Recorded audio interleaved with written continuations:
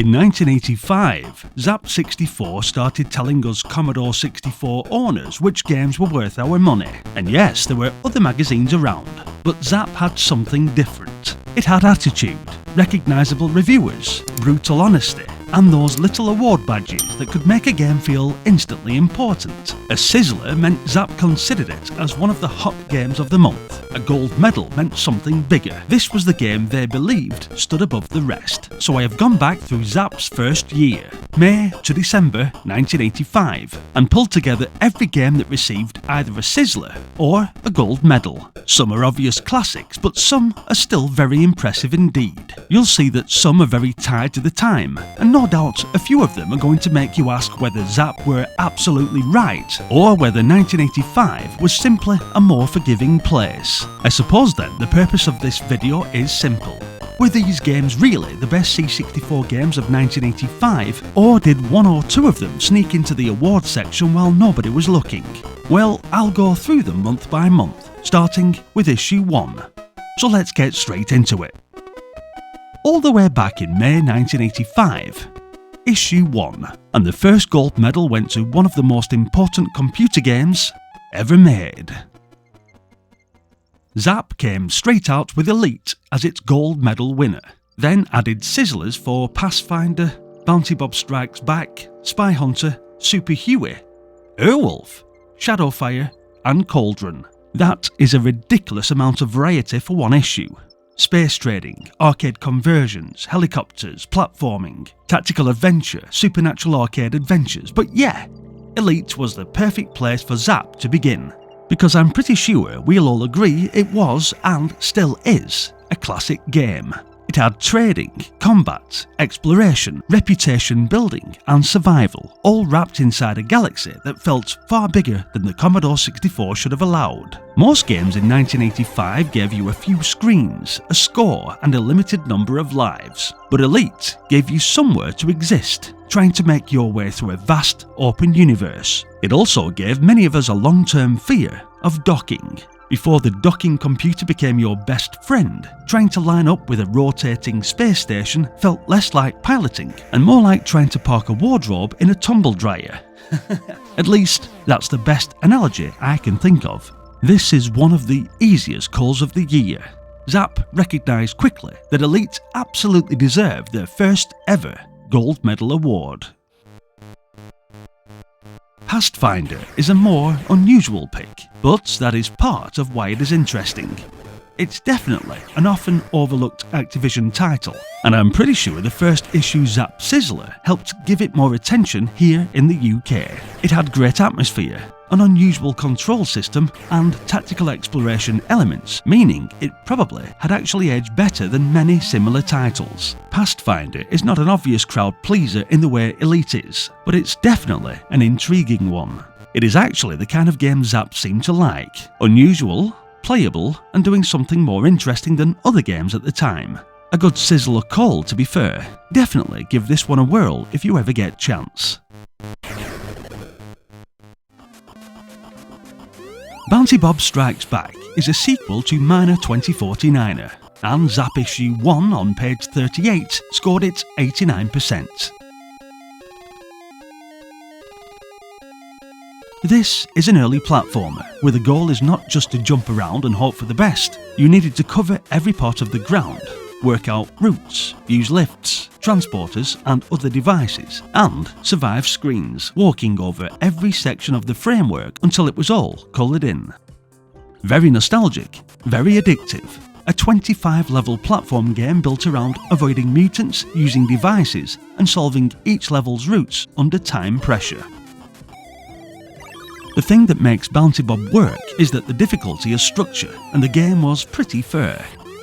I'm not the best at these platform types, but it was generally my fault if I died, even if I did probably blame the joystick, the dog, or some other minor electrical fault in the house every time I succumbed to one of those little mutants.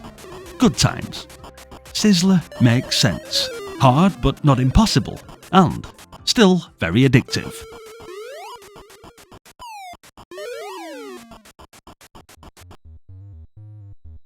Spy Hunter brings in the arcade conversion question, and this is always where home computer reviews get interesting. This one is an arcade racing shooter, originally from the coin-op back in 1983, with this Commodore 64 version appearing on the US on cartridge and then in the UK through US Gold. This is one where I suppose opinion will be a little mixed. I mean, some of us will remember it as a classic C64 arcade conversion, while some others usually point out the awkward controls and the graphics, which were obviously not on the same level as the arcade machine. So was Zzap too generous? Maybe slightly, but in 1985, getting a recognisable version of Spy Hunter at home still mattered. You had the road, the weapons van, enemy cars, the Peter gun-style identity, and the feeling that you were in a spy car, rather than just a rectangle with ideas above its station. Played this loads with my brother as a kid. Definitely deserved of the Sizzler, in my opinion. Super Huey was a very 1985 kind of Sizzler. It was a Paul Norman game from Cosme, and if you know Norman from Forbidden Forest, you will know he understood atmosphere. Super Huey is not remembered because it looks amazing. It doesn't, I'm afraid. The graphics are basic now, and even at the time this was never about visual spectacle. But what people still talk about now is the feeling, the opening music, the rotor sound, the engine revving up, and that sense that your Commodore 64 had briefly turned into a helicopter trainer. A lot of us remember it as one of our first ever flight simulator type games, and yeah, later games like Gunship would overtake it by miles. But in 1985, Super Huey had enough atmosphere, sound and cockpit fantasy to make Zzap's Sizzler badge understandable.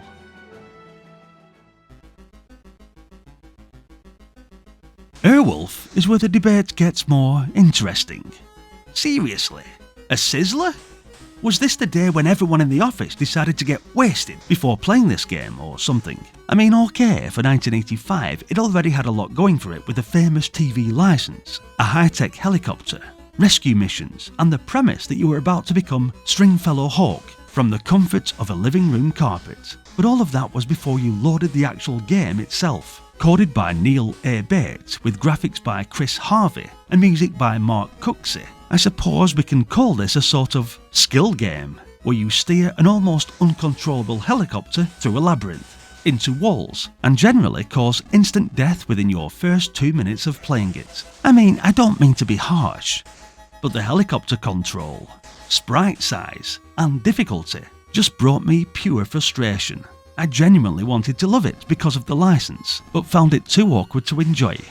I suppose that goes for the majority, if not all of us. Honestly, that is the fairer way to frame it. Airwolf probably felt exciting in 1985 because of the name, the tension, and the challenge. But looking back, it is one of the more questionable Sizzlers in this first issue. Maybe it sizzles when you throw it into a fire though. Shadowfire gets us back on track though, and is definitely one of the better Sizzler choices in this first issue, because it shows Zzap rewarding ambition rather than just instant action. It's not a quick arcade blast sort of game. It's a tactical adventure with an icon-driven interface, squad control, and a mission structure that asks you to think rather than simply react. That mattered in 1985. The Commodore 64 was still proving how many types of experiences it could handle, and Shadowfire gave us something slower and more strategic. This is exactly the kind of game that benefits from Zzap's review system, because the appeal is not only in graphics or immediate excitement, it is in the planning, control, and how long the game keeps you interested. And it was these types of reviews that genuinely helped me choose games like this, because I trusted in the reviews. Maybe not for Airwolf, but definitely for this. A strong Sizzler choice then, ambitious and different from most of the issue. Cauldron is a very debatable final Sizzler for me, but it does look awesome graphically for 1985. You have the witch flying sections, the platforming, the spooky setting, and that Palace Software habit of giving you a game that looks inviting before it starts taking small chunks out of your patience. It is colourful, memorable, and very capable of punishing you, and it will. The important thing is that it does not feel generic. I mean, you recognise Cauldron immediately, which is not something you can say for every game from 1985. As a Sizzler, this one still feels difficult to defend. But will you be loading this one back up after the 152 deaths you just experienced in your first 10 minutes of playing? Well, only if you were a massive fan, I suppose. So May 1985 gave us 1 gold medal and 7 Sizzlers. And as a first issue, this is a confident start. Elite is the obvious giant. That gold medal is not really up for debate. The strongest Sizzlers for me are Pathfinder, Bounty Bob Strikes Back, and Shadowfire, which all offered something distinctive and still made sense as award winners. Spy Hunter is more debatable because it is a famous arcade name and a fun home version, but I suppose later opinions are less kind about the controls and conversion compromises. Super Huey feels very tied to its time. Airwolf is probably the most questionable Sizzler, mainly because of its controls and difficulty. But that is exactly why this video is worth doing. Zzap were not simply making a timeless museum list, they were reviewing these games in the moment for Commodore 64 owners in 1985 with the standards and expectations of that year. And on that basis, issue 1 does start strongly. Next comes June, and Zzap's gold medal goes to something very different. Theatre Europe, a game about nuclear war, so that should brighten the mood. After a very strong first issue, June 1985 had to prove Zzap 64 was not just a noisy launch with 1 good month behind it, and issue 2 did not arrive quietly. Theatre Europe is not the sort of gold medal winner you would expect if you were only thinking about quick arcade fun. This is a strategy war game about NATO and Warsaw Pact forces in Europe, with the risk of nuclear escalation hanging over everything. A personal software services release coded by Alan Steele and records Zzap's June 1985 review on page 18 with a score of 94%. That score makes sense when you remember the period. In 1985, the Cold War was not ancient history, it was current, uncomfortable, and regularly sitting in the background of films, news, politics, and maybe even school playground fear. Theatre Europe took that subject and turned it into something you could play on a Commodore 64, which is both impressive and slightly mad. This was not a game you loaded for bright colours and a quick blast. It was about decisions, consequences, and tension. Every move carried weight because the subject matter carried weight. Looking back now, it is probably not the easiest gold medal winner to revisit casually. It is dry compared with the action games around it, but Zzap were clearly rewarding seriousness, atmosphere, and ambition. A bold gold medal. Not one for everyone today, but very defensible in 1985. On-court tennis. Let's be fair on these games, as a tennis game in 1985 didn't need to look like television coverage. It needed to feel controllable and competitive. If the rally worked, if positioning mattered, and if you could tell why you won or lost a point, that was already a decent achievement. Zzap gave it 80% according to the Issue 2 review listing, which is interesting because that is a lower score than what most people would now expect from a Sizzler. So this is one of those cases where the badge is more interesting than the score. Zzap clearly thought it did enough as a sports simulation, but compared with some of the other games this month, it is not one of the names that jumps out today. So yeah, while being understandable for the time, this was one of June's more debatable Sizzlers. Now, M.U.L.E is where June gets much stronger. This is one of those games that does not look spectacular on the screenshots provided in the magazines, but the more you understand it, the more impressive it becomes. And to be honest, this one should have probably received the Gold Award in retrospect. M.U.L.E, which I'm sure you will all know, is a mix of strategy, business simulation, and top-down play, where you produce resources like food, energy, smithore, and crystite on the planet Errata, or Atari, read backwards.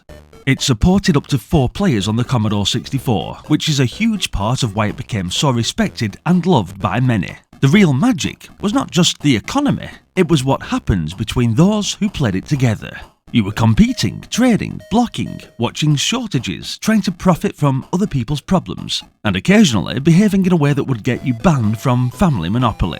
I guess in theory you could compare its importance to Monopoly for board games, because it turned that economic element into a game of bargaining, greed, and outplaying the people sat around you. This is one where Zzap's Sizzler badge definitely looks better with time, not worse. So yeah, an excellent Sizzler. Possibly one of June's best long-term calls.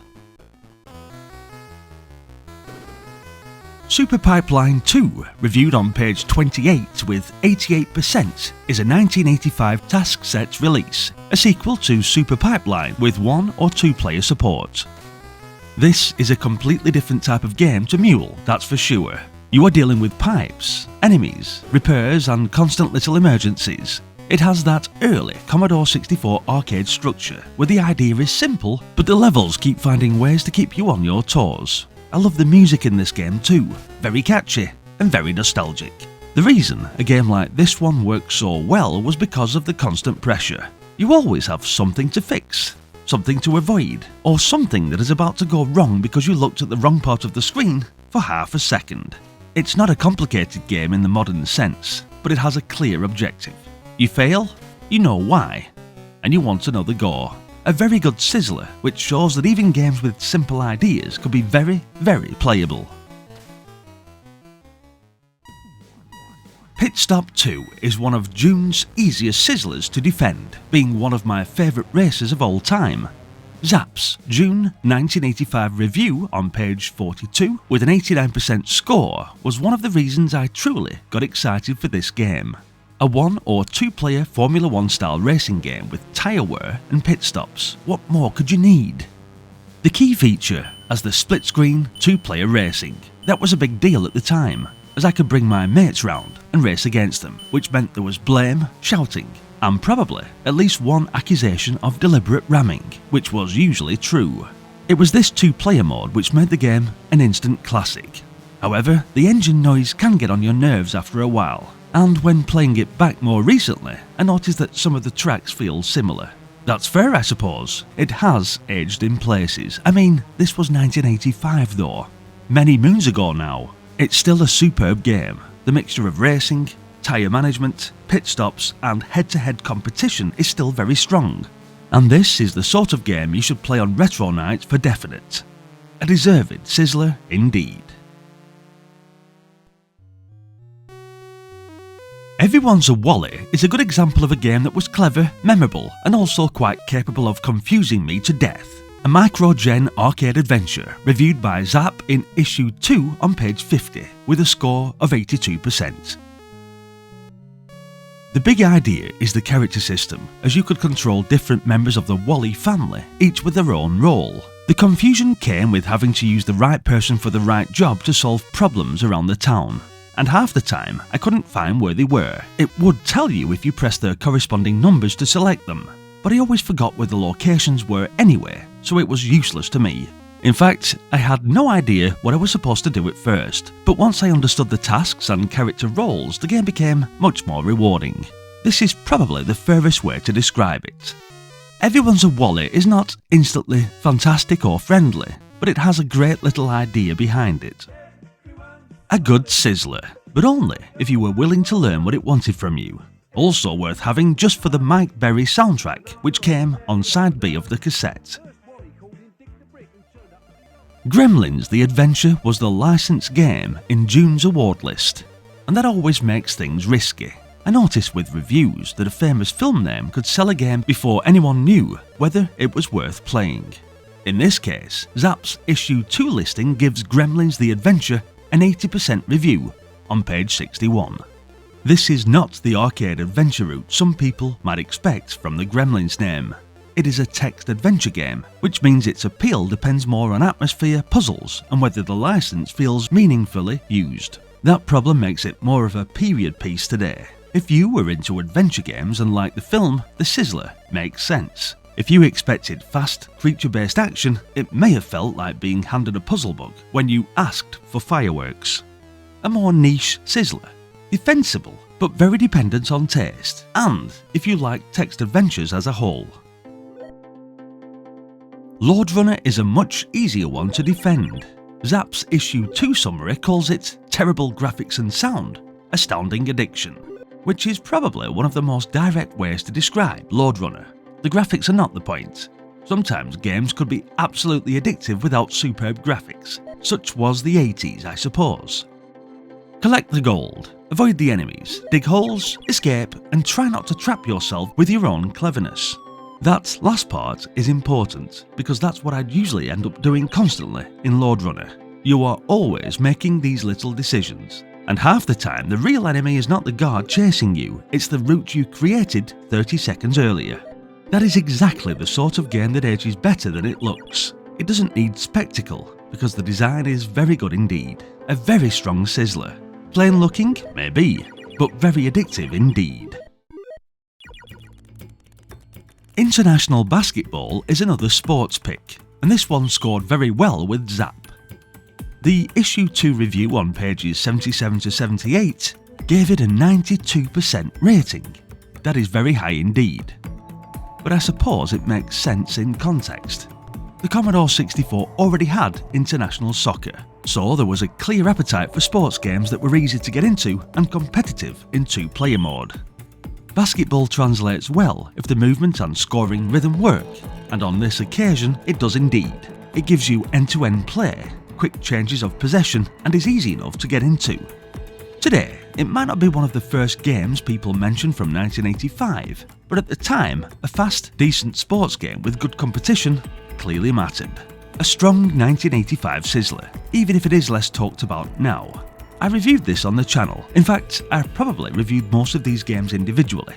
They'll be in the various playlists if you ever get a chance to check them out. And finally for June, World Series Baseball. An Imagine release from 1985, reviewed by Zzap in Issue 2 on page 108 with 87% score. There was a wider magazine average of around 72%, which suggests Zzap liked it more than some other reviewers did.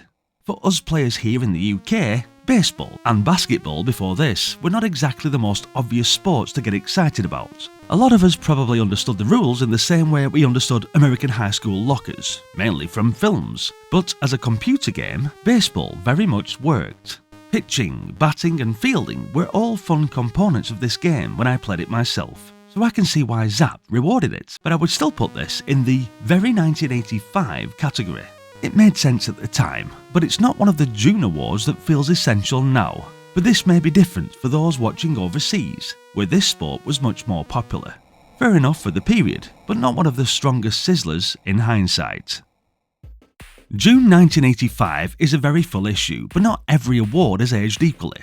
Theatre Europe is a bold gold medal. It is serious, topical and ambitious, even if it's not the easiest game to casually revisit now. The strongest Sizzlers are probably M.U.L.E, Pitstop 2, Lord Runner, Super Pipeline 2 and International Basketball. Those are the ones where the core idea or competitive play still makes the award easy to understand. Everyone's M.U.L.E is a good pick too if you have the patience for these types. Gremlins was more niche because it depends on how much you wanted a text adventure for that license. On-court tennis and World Series Baseball are the most debatable now. Mainly because sports games from this period often live or die on context. But that context really did matter, as Zzap were reviewing for us Commodore 64 owners in 1985, not for people watching emulated footage 40 years later and wondering why the tennis player looks like he's having an argument with gravity. After 2 issues, one pattern was already clear, and that was that Zzap were not just willy-nilly giving these awards to anything, and therefore were very quickly establishing themselves as a trustworthy bunch of reviewers. By July 1985, Zzap was already becoming the best Commodore 64 magazine out there. Dropzone is one of the easiest gold medal decisions of 1985 to defend. It is clearly inspired by Defender, but it's certainly not a lazy copy. It's fast, sharp, dangerous and technically very impressive for the Commodore 64. The scrolling, the controls and the speed were all bang on. There were Defender clones before Dropzone, but Dropzone arrived as something better, with smoother scrolling, more detailed graphics, stronger gameplay and a learning curve that made it stand out. You are rescuing humans, watching the radar, fighting enemies, avoiding collisions, and trying to keep control. A legendary game from Archer McLean indeed. Gold medal, fully deserved. Dropzone was one of the strongest calls of the year, and no doubt amongst one of your favourite games of all time on the Commodore 64. The second gold medal went to Entombed, part of Ultimate Sir Arthur Pendragon series, alongside the Staff of Karnath, Black Witch and Dragon Skull.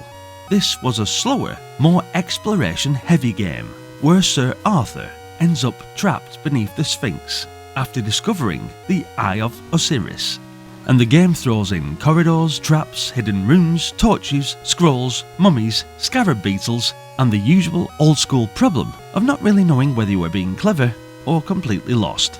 Zzap clearly loved the scale and atmosphere. Their review praised the large playing area, puzzles and sense of involvement, giving it a whopping 93%. But this is one of the more debatable gold medals, as if you look across all other magazines the average was much lower, and modern opinion is split, with some of us admiring the atmosphere and others finding it repetitive and frustrating. Ambitious and very 1985, but much harder to defend today I suppose, but it's all about your own subjective ideas. Rockford's Riot sits firmly in the Boulder Dash family, and the appeal is easy to understand if you like that sort of puzzle action design. You dig, collect, avoid being crushed, and try not to create your own disaster by moving one wrong thing at the wrong time. A tiny decision can ruin the entire level, which is lovely if you enjoy tension and less lovely if you were hoping to relax. I mean, it's the follow-up to Boulder Dash featuring Rockford, which is exactly why it would have had immediate interest for us all back in 1985. Boulder Dash was never really on my radar as a kid. I know, shock horror. I just wasn't really into it for some very strange reason. I like it now, don't get me wrong. I think I spent far too much time playing 20 Tons by August Press and was all bouldered out. So I suppose the question is whether it deserves Sizzler status, or whether the original Boulder Dash connection was doing some of the work. I can see both sides. It has the familiar strength of that style, but it's not as historically important as some of the other games to be released on this particular month, in my subjective opinion. How about you guys? Were you massive fans of the Boulder Dash type games? Let me know in the comments. Kikstart, on the other hand, was one of the easiest July Sizzlers to understand, especially because of the price. A motorbike-style assault course game by Sean Southern, with 1 or 2 player simultaneous play, received a top-notch review with a 90% score. This was not just a decent motorbike game. This was a budget release that gave you split-screen competition. A classic Commodore 64 retro party game even to this day. In fact, the only issue I have is that when you crash, you spend too long waiting to get back onto the track. That is fair. Kikstart can be frustrating, but when it flows, it is simple, competitive, and funny to watch, especially when someone confidently launches themselves into a complete embarrassment. Ah, pure nostalgia. Even better in the sequel, may I add, but still a deserved Sizzler on its own. Dam Busters is another 1985 game that made the Commodore 64 feel like a serious machine. Oh, and it did. What should we call this? A flight simulation based on the Second World War? I suppose that's about right. Released by Accolade in the US and US Gold in Europe. The interesting bit is that Zzap reviewed it more than once around this period. We didn't mention this, but yeah, it was reviewed last month on Zzap issue 2, with a score of 78%, but no Sizzler. But here we are in July's issue 3, and the review on page 66 gave it the increased 81%. They do mention this in the review, however, so this is a slightly tricky one. It appears in the July Sizzler list, but the wider index scores show something closer to a good review than a typical 90% Sizzler. As a game, Dam Busters is more about mission procedure and atmosphere than instant action. It wants you to feel like you are carrying out an operation, not just blasting through a level. I'll admit that it was very good for its time, but I would present this as a more debatable Sizzler based on the scores. But what about you? Was this definitely Sizzler worthy? Let me know in the comments. Strange Loop definitely sounds strange now, but in 1985 that was not necessarily a bad thing. It was released by Virgin Games, developed by Gang of Five, and Zzap reviewed it in issue 3, giving it 86%. Other magazine scores were more mixed, with the wider average sitting lower, which tells us something useful: the fact that Zzap clearly liked it more than some other reviewers did. But that is where the trust in the magazine itself comes in for many of us. Even this early, Zzap had already established a reputation for spotting games with something different about them. So if they backed a game like Strangeloop, it was worth asking what they saw in it. The answer is probably the ambition. Strangeloop is a game built around exploration, puzzles, and a great little science fiction setting. It is not an instant arcade thrill, and it probably left plenty of us wondering what on earth we were supposed to do next. But my thoughts towards this game are often quite affectionate, especially around the mystery, the mapping, and the satisfaction of slowly working things out. It clearly left an impression. This was a fair Sizzler, but not one for those of you who wanted quick, simple action. Gribbly's Day Out is probably one of July's most divisive games, a 1985 Houston release developed by Graftgold and coded by Andrew Braybrook, with graphics also by Braybrook and sound by Steve Turner. It was reviewed in Zzap's July edition on page 96 with a 90% score. But was that a little bit too generous? The basic idea is unusual, to be honest, and this is one of the most unique games on the Commodore 64 with regards to its style. You move through a scrolling landscape, collect griblets and bring them back to safety, while dealing with hazards, inertia, and the rather unpleasant problem of Sion, the black crab-like creature that many of us hated. I definitely need to further praise its originality, pretty responsive controls, and landscape design. I can imagine that some of you consider it one of the best C64 games of its time, while others will no doubt find the physics and difficulty more frustrating than enjoyable. Zzap clearly saw originality and technical quality. Modern opinion still respects it, but it's not universally loved. So how can I summarise this one? Well, it's a fairly strong Sizzler, but not a safe one universally. Great score of 90% if it clicks, an overhyped headache if it doesn't.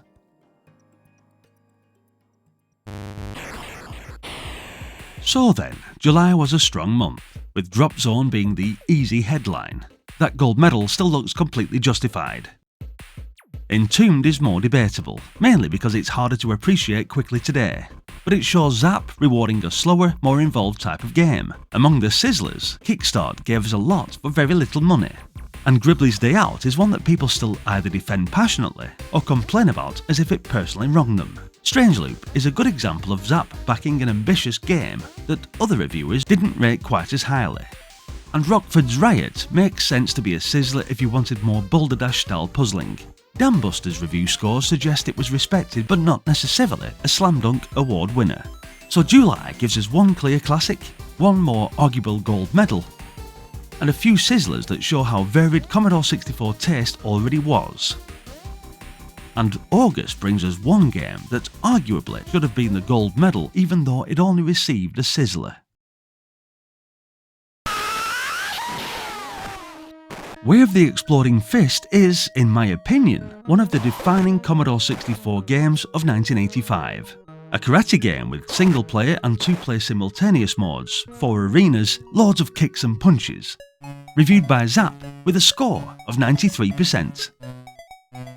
That score tells you a lot. This was not treated as a decent fighting game, it was treated as one of the serious releases of the year. But no gold medal? It's still a classic, although not without criticism. Massive praises to the backdrops and animation, but it can be a little slow and tricky to get into, compared to International Karate and IK Plus, which is unavoidable because those later games changed the conversation. But in August 1985, this was a huge moment for C64 fighting games. Sizzler absolutely deserved. The real debate is whether it should have been gold medal or not. What do you think, guys? I have this as an honourable mention in my essential 50 Commodore 64 games due to the reasons I mentioned earlier. Also, probably because the scream at the beginning scared the crap out of me as a kid.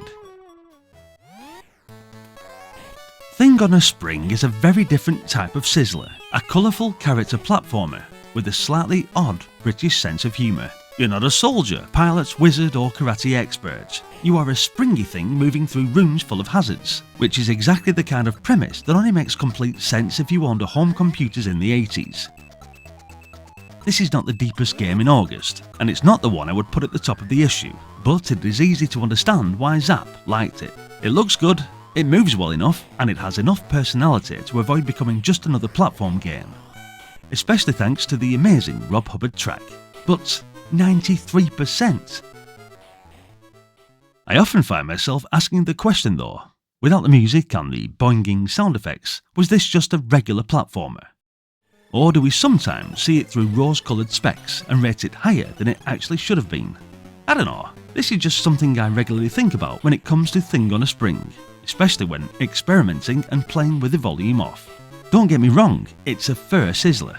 Not the headline act, but a very recognisable 1985 Commodore 64 game, which I sometimes go from loving loads to being slightly put off playing due to the frustration of bouncing about all over the place. Just being honest. Beachhead 2 absolutely deserved its Sizzler. Released in 1985 by Access Software, created by Bruce and Roger Carver, with electronic speech systems credited for the speech synthesis. It supported 1 or 2 simultaneous players, which was a big part of its appeal. It felt bigger than a standard shooter because it gave you different combat scenes, digitised speech, and a dramatic mission structure, rather than just one repeated idea. Zzap 64 gave it 90%, which feels very fair, although if Thing on a Spring was getting 93%, I'd argue Beachhead 2 should probably have been the higher scoring game. Even so, this was definitely a deserved Sizzler. Varied, cinematic, speech-driven, and still one of the C64's more memorable action experiences.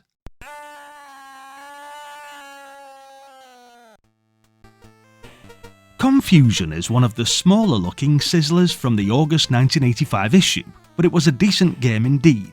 Released by Incentive Software in 1985, this was created by Paul Shirley, produced by Ian Andrew, and again featured music by Rob Hubbard. So yeah, basically it's a 1 or 2 player arcade puzzle game, which Zzap 64 gave a sizzling score of 89%. A game of puzzle solving under pressure, working out the right sequence while the game kept piling on the stress. It was a sort of design that suited the Commodore 64 well at the beginning of a string of similar puzzle types that would follow. It's definitely not one of the huge names from that issue, but as a Sizzler, it makes sense. Zzap often rewarded games with a strong central idea, even if they were not technically flashy. Not a major 1985 landmark, but a clever pressure puzzle, and Rob Hubbard music behind it, which probably helped increase the total score. Now we get to August's gold medal, the 4th Protocol. This is one of the most unusual top awards of 1985, because it is not the obvious crowd pleaser in the issue. But there were certainly a decent range of games reviewed this month. This one was a slower, more serious game based on Frederick Forsyth's Cold War spy novel, a Hutchinson computer publishing release designed by Gordon Patterson and John Lambshead, coded by John P. Gibbons, with music this time by David Dunn. Zzap's review on page 96, credited to Gary Penn, Julian Rignall and Paul Sumner, came with a whopping 95% score. So Zzap rated it extremely highly, and the reason I think was the game's ambition. It turned a political thriller into an interactive game. We'd investigate, read, think and engage with a subject that felt adult compared with a lot of games around it. Whether it was more enjoyable today than The Way of the Exploding Fist is another question. For most of you, probably not. Fist is much easier to show in a clip and much easier to understand instantly. But Zzap were reviewing in 1985 when a serious licensed spy thriller was genuinely impressive. A defensible gold medal, but definitely one to debate. Historically interesting, yes. More replayable than Exploding Fist? This is where the comment section can start sharpening its knives. Let us know what you think. So August is one of the most debatable months so far. The fourth protocol clearly impressed Zzap with a 95% review, but Way of the Exploding Fist is probably the one most of us still remember. Thing on a Spring gives the month a colourful platformer. Beachhead 2 gives it multi-stage action. And Confusion gives it a smaller puzzle game with a clever idea. So was Zzap right? Partly. The awards themselves make sense, but I think August is the first month where the gold medal was not the easiest modern choice. If I were judging purely by what still matters most to C64 players, I would probably give the top award to Way of the Exploding Fist. But Zzap were not judging from the future, they were judging the issue in front of them. And that is what makes this series interesting. Next comes September, another month where the word best depends heavily on what kind of Commodore 64 gamer you were. Summer Games 2 was September's gold medal choice. A classic game you could play alone, but also take turns with your mates, watching each other fail, arguing about technique, blaming the joystick, then realising you should have read the instruction manual before tackling the events. An Epic's release, published in Europe by US Gold, could easily become an evening's entertainment, not just a quick solo session. The Commodore 64 was suddenly the centre of the room in our household back in the day, which is exactly why the Epic's multi-event games became so memorable. Looking back, some events will obviously feel stiffer than others, and if you hated joystick-waggling sports games, this was probably not going to convert you. But as a polished, competitive, replayable C64 sports package in 1985, it is hard to argue with. Gold medal deserved. Not every event is perfect, but it worked brilliantly as a shared gaming experience.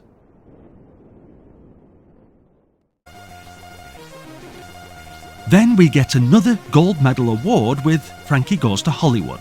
A licensed game based on a pop band could easily have been a lazy game. Stick the name on the box, add a few references, hope for the best. As we all know, especially with later Ocean Software games, that happened far too often. But Frankie Goes to Hollywood was not that kind of tie-in. Yes, it was an Ocean Software title, developed by Denton Designs, with graphics by Karen Davis, music by Fred Gray, and the awesome box art by Bob Wakelin. Zzap's September 1985 review on page 28 came with a very high score indeed, of 97%. That tells you just how strongly Zzap reacted to it. Starting in Mundanesville, there are more than 60 tasks to complete on your way to the Pleasure Dome, with progression tied to personality attributes and pleasure points. In other words, this was not a straightforward press fire to sing relax situation. It was a very surreal adventure built around identity, tasks, rooms, status, and a very specific mid-80s weirdness. Does it play like a conventional classic now? Not really. It can be confusing, and it is probably easier to admire than to casually enjoy. But as a 1985 artifact, it is fascinating. It took a license that could have been a cheap cash-in and turned it into something strange enough to still be talked about. A bold gold medal. I can understand the 97% because it was completely unique at the time. But this is one where modern gamers or people playing this retrospectively for the first time may split sharply. Finders Keepers is one of the most important Sizzlers of the month because it proved that price didn't matter, and this was a Mastertronic budget release at £1.99. The Zzap 1985 review on page 36 gave this one a 90% score. That is pretty significant when you think about it, proving that Zzap wasn't just rewarding full-price games with big adverts and glossy packaging. A cheap game could earn the Sizzler badge if it had the goods. Finders Keepers was the first Magic Night game, and the game consists of exploring rooms, collecting items, working out what was useful, selling the valuables, and gradually making progress. At £1.99, a game like this didn't need to beat every full-price title in scale, because what I remember is a game I spent my pocket money on wisely, and by that measure, Finders Keepers did very well. It is also the kind of game that makes budget gaming feel exciting. The little cassette you bought cheaply could turn out to be better than something cost 5 times as much. I go into games like this in more details on a video I'll link regarding budget games. Give it a watch if you get time. This one though, a very good Sizzler. Great music, great value, and a very nostalgic budget release. Skyfox sits somewhere between arcade action and simulation. It gives you enough cockpit detail to feel technical, but it doesn't bury you so far that you feel you need to take notes like you are revising for an exam. That balance is probably why Zzap responded to it, as I suppose it looked and felt like something more advanced than a simple shooter, while still being playable enough to get into quickly.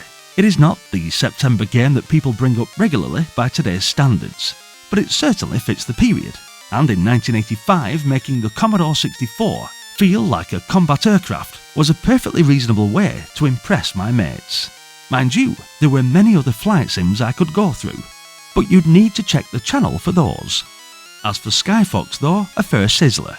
Definitely worth a play. Rescue on Fractalus is probably the strongest Sizzler in September, and one that we all instantly recognise. A 1985 Lucasfilm Games title published by Activision in Europe and Epix in the US, created by David Fox, with Lauren Carpenter credited for the fractal landscape image. That technical detail matters because the landscape is a huge part of why the game felt different. Again, with the fractals, we talk about all of this in the individual video on the channel, but in a nutshell, you fly low over an alien planet, search for downed pilots, use your instruments, land under fire, and hope that what approached the cockpit was actually friendly. If you know the game, you know the moment I'm talking about. You land, someone approaches, and suddenly the cockpit is not as safe as you thought it was. It's an early gaming moment that scared the shit out of me as a kid. Zzap's rating of 91% for the September 1985 issue was definitely fair.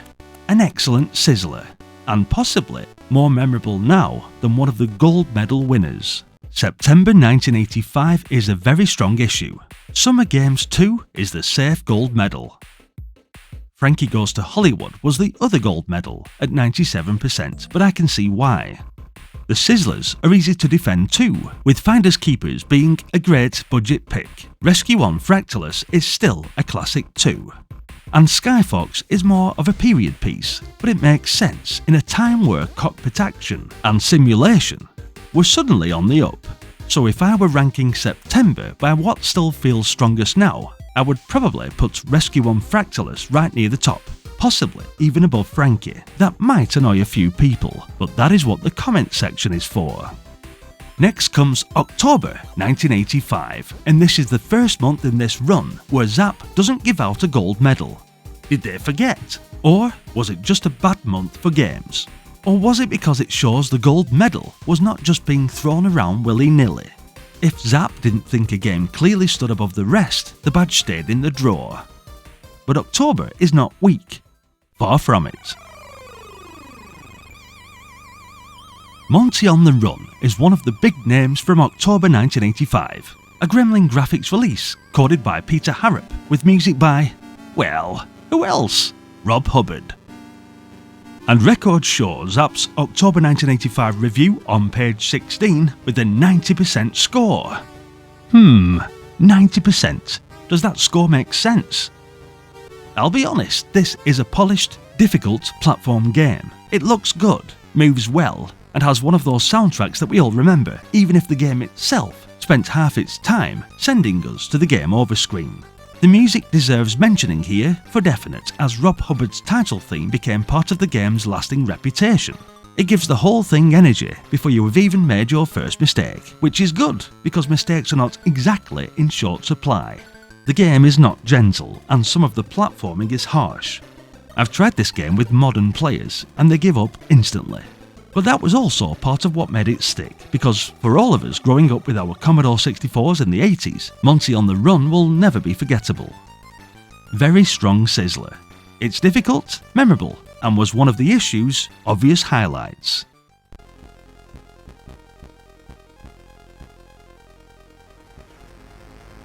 Racing Destruction Set is one of two construction-style games in this issue. And that already tells us something about what Commodore 64 owners liked in 1985. This was a racing game that let you build, alter and experiment with your own tracks. That made a big difference, but it gave us the chance to create our own courses, change the experience, and then discover that, well, our track design skills were maybe not quite as impressive as we'd imagined. In a nutshell, well, it's an isometric racing game with construction options, but I guess it's that creative angle why Zzap's Sizzler made sense at the time. So yeah, in retrospect, a good Sizzler. The racing mattered, but the editor is what made it stand out. Then we get Pinball construction set, and once again, the important word is construction. Originally designed by Bill Budge, it became one of the most famous early examples of a game that let us build something rather than simply play through the regular fixed content. You can add flippers, bumpers, targets, lanes, and all the little pieces that make a table work, or in many cases make a table behave like it was assembled by someone who had only seen pinball described over the phone. As a Sizzler, again like the racing game, this is very easy to understand. It's always going to be a cool thing to design your own pinball game. So okay, yeah, a deserved Sizzler. More of a creative set of toys these past two games, and that was pretty unique at the time. Nodes of Yesod. Yesod? Anyway, Nodes of Yesod was one of October's strongest picks. A 1985 Odin computer graphics release coded by Steve Wetherill, with music by Fred Gray, and the records show Zzap's October 1985 review on page 40 had a 95% score. It had that very British arcade adventure feeling, with the caves, platforms, strange creatures, objects to find, and the slightly cryptic structure. The title alone sounds like something you would find on the spine of a forgotten science fiction paperback. Nodes of Yesod, whatever you want to call it, Yesod. You don't need to know what it means. Well, I actually don't know how to pronounce it, or what it means. I just know there's caverns, odd behaviour, and many moments where I completely misunderstood the objectives. Should have read the manual. It was another game with a world to poke around in, and I loved games like that as a kid. So yeah, another strong Sizzler with an atmosphere, distinctive, and probably one of October's best remembered games. But what was definitely one of the best remembered for me had to be Barry McGuigan, World Championship Boxing. The clone Cyclone was a major boxing name in Britain and Ireland in the mid-80s, so the licensed game was perfectly timed for its release. Over in the US it was better known as Star Rank Boxing, but a famous name only gets you so far. As we know with many Commodore 64 games. The game itself still needed to be good. This Activision release, also published by Mastertronic later, records in the history books that Zzap's October 1985 review on page 108 give it a 91% score. Barry McGuigan, World Championship Boxing works because good boxing games are not just about hammering the fire button and hoping for the best. This particular game was knowing about when to punch, when to preserve endurance, attack, defense, and that painful little moment where I think I am winning just before Lucky Lou Linden rearranges my face. Don't let him get close, no! For me, this wasn't just a fair Sizzler, it is one of my personal favourites on the Commodore 64. Honestly, Barry McGuigan, World Championship Boxing will always be in my top 10 C64 games until the end of my days. I love it. So yeah, Zzap were absolutely right. A strong license, satisfying boxing, and an absolute Commodore 64 favourite of mine. Finally, for October we have Spy vs Spy 2, The Island Caper. What about the first one? People complain I didn't add Spy vs Spy into my essential 50s games list, but the first Spy vs Spy worked because it understood something important, and that was that the two-player games are often better when they let you be awful to someone you know. Nobody would play it with me, as they never really understood how to play it. Shame really, but the computer opponent on the first game was rubbish, so it wasn't an essential game for me. What a shame. I do like it now. The sequel was very similar, but in a different setting. Again, a game about traps, timing, sabotage, and the satisfaction of watching the other player walk confidently into something you set up earlier. If you had someone to play it with, that is. The island setting gives the sequel a different flavour, but the core appeal remains the same, I guess. Yeah, outwit the other spy, escape first, and try not to look too pleased when your plan works. Was it a deserved Sizzler? I'll let you decide, but I can see how this was a funny, competitive game, made ideal if you had another player to share the experiences with. So yeah, October 1985 had no gold medal, but it's still a strong issue. Monty on the Run is probably the headline game, especially with that Rob Hubbard soundtrack. Nodes of Yesod gives the month a strong arcade adventure pick. Spy vs Spy 2 is the best social game in the group, and the two construction set titles show how much value there was in giving players tools rather than just levels. Barry McGuigan World Championship Boxing is probably the most time-specific choice, but it still makes sense given the license and the state of sports games in 1985. Was Zzap right not to give a gold medal? Probably. There are several strong games here, but no single title feels as obviously dominant as Elite or Dropzone, for example. If I had to pick one now, I would probably choose Barry McGuigan's Boxing, but I can understand why Zzap kept the gold medal back. And that restraint helps, because in November, the gold medal returns in a big way. Twice. Little computer people. The idea is that a little person lives inside your computer. He moves around his house, eats, sleeps, plays music, types messages, interacts with you, and generally behaves less like a normal game character and more like a tiny lodger who came free with the discs, or in my case, the cassette. Zzap gave it 97%, and the issue 7 listing summarised it as a stunning advance in computer entertainment. That phrase is important, because it shows what Zzap were responding to, and the idea was very strong. In 1985, this felt like a different game completely. Observing, poking, testing boundaries, and forming a strange attachment to something that appeared to live inside your computer. Come on, it was 1985. I was a kid. It is also a title that looks more important with hindsight. Later games would do virtual pets, life simulation, routines, digital companions, and all sorts of little world inside the computer ideas. Little Computer People was an early step toward that. Would anyone sit down today and play it for hours? Probably not. Well, unless you were me, as I played it for a good few hours on a live stream, and genuinely enjoyed it once again. But that is not the only way to judge it. For 1985, this was a genuinely unusual game, for the right reasons. So the gold medal was definitely deserved, because it was original, memorable, and completely ahead of the games we'd become accustomed to at the time. Wizard's Lair sits in more familiar arcade adventure territory, and it was probably the closest we'd get to playing the ZX Spectrum game Attic Attack, a 1985 Bubble Bus release, coded and drawn by Richard Clark, with music and effects by Stephen Crow. The record shows Zzap's November 1985 review on pages 12-13 with 89%.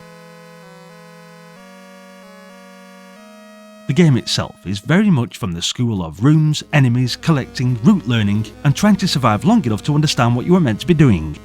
There are clear comparisons to Ultimate-style arcade adventures, and comments I've seen make exactly that point, describing it as a mix of familiar ideas played at a fairly frantic pace. It clearly did something to impress Zzap at the time. It was fast, playable, and gave us a solid arcade adventure structure to get stuck into. A fair Sizzler, not the month's most important game, but a good example of a style we clearly wanted. Winter Games, another Epic's multi-event sports title published in Europe by US Gold, developed by Action Graphics, coded by Chris Oberth, with music by David Thiel. It supports 1 to 8 players, and Zzap reviewed it in issue 7 on page 104 with 94%. Like Summer Games 2, this was built for taking turns, comparing scores, laughing at failures, and discovering that someone in the room was weirdly good at one event and immediately became annoying. It was the third entry in Epix's Games series after Summer Games and Summer Games 2, but it had a decent amount of variety, replay value, and that familiar social event. Does every event still feel superb to play now? No. Some of those old sports games are very much products of their controls and period, but in 1985, Winter Games was a very strong package, a definite deserved Sizzler, and another great epic sports release. If Little Computer People was about watching digital life, Paradroid was about taking digital life over and using it to clear a ship room by room, which is the fairly aggressive change of mood in games I wanted as a kid. The basic idea is brilliant, as you control an influence device aboard a spaceship full of hostile robots. You can shoot, but the real trick is transferring into other robots, taking over stronger units and using them to fight your way through the ship. That one mechanic made Paradroid stand out at the time. The robots weren't always enemies, but you could upgrade your crappier version of droid, usually a possible risk, and sometimes a terrible decision if you get too confident. Do you stay safe in a weaker unit, or go for something more powerful? Do you play carefully, or do you get ambitious and end up deleted because you try to possess something too powerful?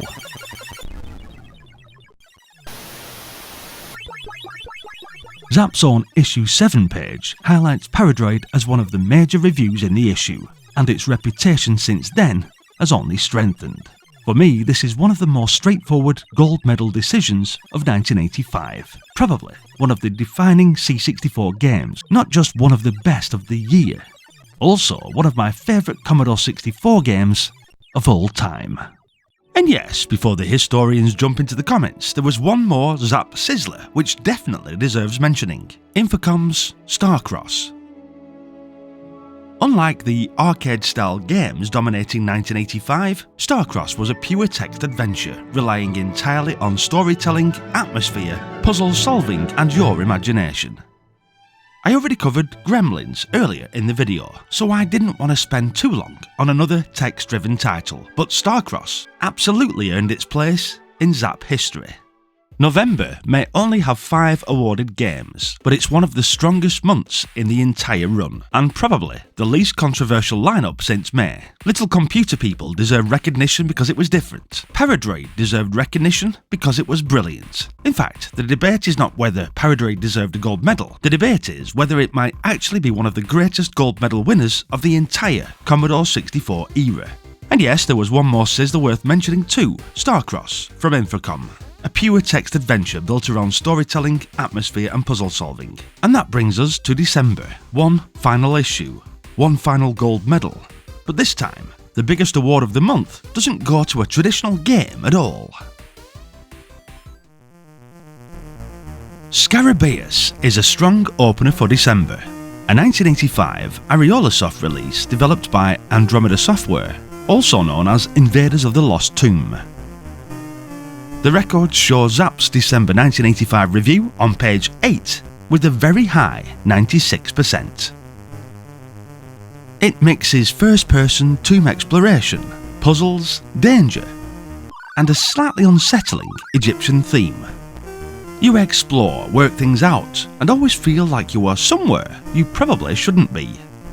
By modern standards, it can look stiff, but in 1985, the atmosphere and unusual structure clearly landed hard with Zzap, a strong Sizzler indeed.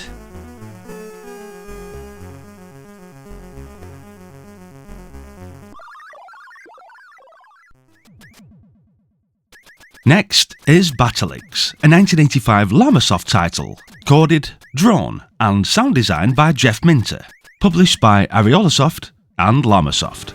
I'd probably describe Battleix as a game system made up of 5 minigames across different genres, plus a relaxation mode, which you can switch between sections during play. It's a bundle of ideas, styles and Minter oddness stitched together into something that feels like it came from a developer who was never remotely interested in making games the conventional way. And I'm glad he didn't. Big love for Jeff Minter. For some of you, Jeff Minter's zany style was the appeal. For others, these games sometimes felt messy, confusing, or too self-indulgent. That is often the deal with Minter's work. You either tune into the wavelength, or you sit there wondering why the screen has declared war on your eyesight. Zzap gave it 94% according to the issue listing, so they were clearly on board. A very Zzap Sizzler. Inventive, strange, and exactly the sort of game the Commodore 64 scene was better for having in its library. Ace, or Air Combat Emulator, brings December back to more familiar territory. Cockpit view, targets, instruments, and the fantasy that your Commodore 64 had once again temporarily become an expensive military aircraft. A Cascade Games release designed by Guy Wilhelm, Ian Martin and Nigel Stevens. Coded by Ian Martin and reviewed by Zzap in issue 8 on page 26 with 90%. I liked Ace because it sat somewhere between simulation and action. It has enough cockpit detail to feel serious, but it's not so dry that you once again need a flask, a notepad and a weekend course. Ace was praised by critics as one of the better air combat simulations of its time, particularly for accessible gameplay, so this feels like a sensible Sizzler. It may not be the December game with the most personality, but in 1985, fast and accessible air combat was still a strong selling point. Now we get to December's gold medal, Electrosound. This is the odd one because it's not a game in the normal sense. You are not flying a ship, punching anyone, collecting treasure, escaping a tomb, or trying to rescue the world. Electrosound is music software, and that makes the award interesting to be fair, as Zzap was effectively saying that one of the most impressive pieces of Commodore 64 software that month was not about winning or losing, it was about making something musical. We can all agree that the Commodore 64's sound was a huge part of its identity. And with that, the SID chip gave the computer a voice. By the mid-80s, people were starting to understand that Commodore 64 music was a major part of our experiences, so giving a gold medal to a piece of music software says something about Zzap 64. A very brave move to highlight that our beloved C64 wasn't just a beige box under the telly, it was a creative tool as well. Of course, many more such titles would follow. Will Electrosound be the part of this video most people rush to replay tonight? Probably not, unless you are already reaching for a keyboard and thinking, finally, my time has come. But as a gold medal, it shows Zzap recognising the creative side of the Commodore 64. Finally, for December, we have Who Dares Wins 2, a 1985 Alligator software release, coded, drawn, and scored by Steve Evans, with Zzap reviewing it in issue 8 on page 128 and giving it 90%. Fair enough, this vertical scrolling run and gun shooter was very clearly working in the same broad territory as Commodore. In fact, the wider Who Dares Wins story is complicated by the original game's similarity to Commodore, with Who Dares Wins 2 being a modified follow-up after the first game was withdrawn following legal action. Naughty naughty. Move forward, shoot, throw grenades, survive, and try to look like one soldier can resolve a military situation that would normally require Rambo. Zzap rated it highly at the time, and a quick check on Wikipedia notes that when Zzap revisited it years later, the magazine revised its view downward, saying it had not aged especially well, but remained playable. That's a subjective view of course, but for 1985, it was another exciting Commodore 64 answer to a popular arcade style. It is good fun, but maybe not quite as impressive as that original 90% suggests. What do you think? So that was Zzap 64's first year of gold medals and Sizzlers from May to December 1985. What stands out is not just how many good games there were, it was how wide Zzap's idea of good Commodore 64 games actually was. Across 8 months, they awarded space trading, nuclear strategy, arcade shooting, tomb exploration, martial arts, multi-event sport, pop music weirdness, life simulation, robots combat, music creation, flight sims, platform games, puzzle games, boxing, racing, and 2-player sabotage. That is a serious spread. Was Zzap always right? No. Some awards feel very tied to 1985. A few scores look generous now. A few games are probably more interesting as historical artifacts than things most people would sit and play for hours today. Obviously not us guys who are subscribers to the channel, of course. But overall, the first year shows why Zzap mattered. and those were the guys who were helping us Commodore 64 owners decide what was worth saving up for, what deserved attention, and what games we'd actually part ways with our cash for.